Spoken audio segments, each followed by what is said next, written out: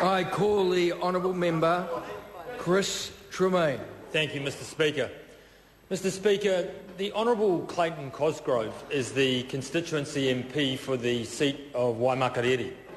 By all accounts, I'm told he's a pretty good constituency MP. Not once, Mr Speaker, tonight did I hear Mr Cosgrove speak about the importance, about the cornerstone of this budget, which is the recovery of Christchurch. At the very least, he could have acknowledged that this government has put together... Point of order. The Honourable Clayton Cosgrove. No, the member will sit down. It's a frivolous interjection. It leads to disorder.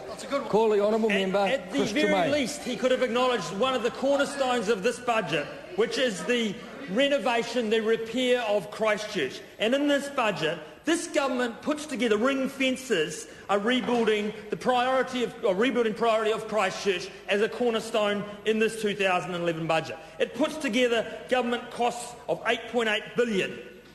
$8.8 billion, Mr Speaker, ring-fenced to repair Mr Cosgrove's Waimakariri constituency and the wider Christchurch area. Yet tonight in this House, he would not spend a minute talking about his constituents and how this could lead to the recovery of Christchurch, about this building a new city, acknowledging at the very least that this budget is taking a step forward towards that.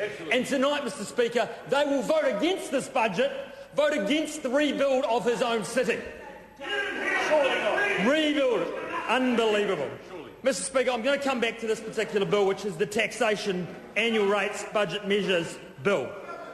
And the part one of this bill is a very important part of this bill, because it reconfirms the annual rates of taxation.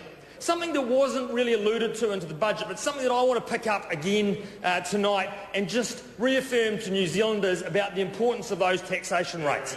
Because let's cast our mind back to the last budget, the 2010 budget, which really set a change in place for this country, a change that I was particularly proud of and which are reaffirmed in this tax bill tonight.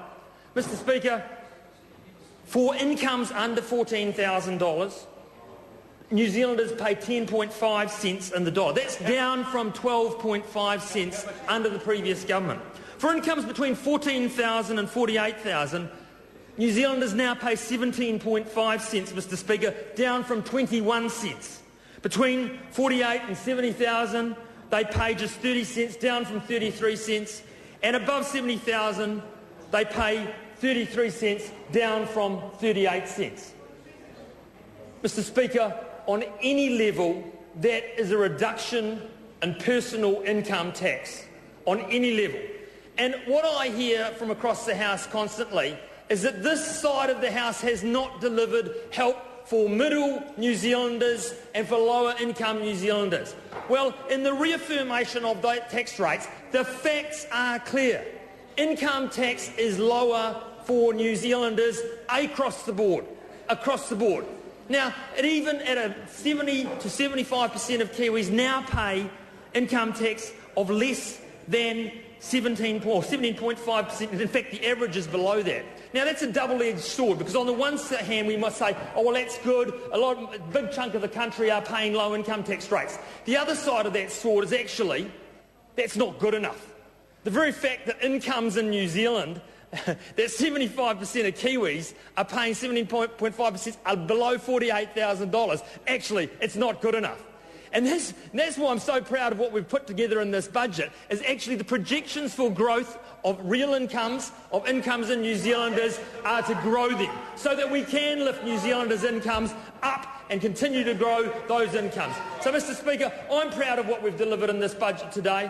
I think it's a fantastic step forward.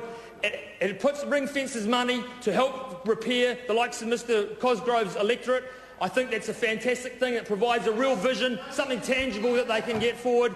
It brings debt under control. It lifts wages in the long term. This is an excellent budget, Mr Speaker, and I commend it to the House. Thank you. I call the Honourable Shane